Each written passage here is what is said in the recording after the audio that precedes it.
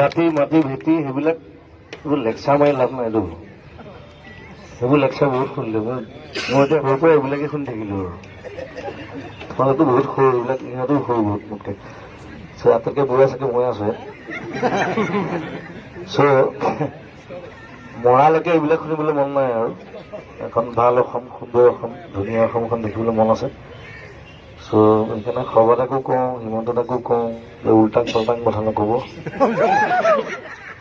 সেইটো দায়িত্ব মোৰ উল্টাং পাল্টাং মই কওঁ হয় সৰ্বদাকো একো নকৰে তেখেতে মোৰ লগত লৈছে।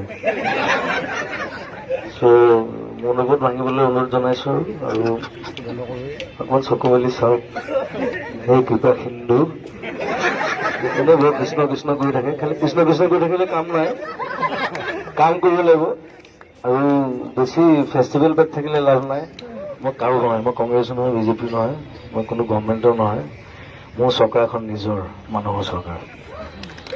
সেইকাৰণে মানুহৰ লগত থাকিম সদায় মানুহৰ লগত থাকিম আৰু এই ধৰণে সকলোৱে সহযোগ কৰিব।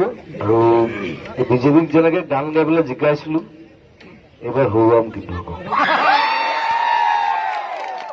এইবাৰ আকৌ গান গাই হৰুৱাম পলিটিক্স নকৰিবা বন্ধু আকৌ এবাৰ কৰো।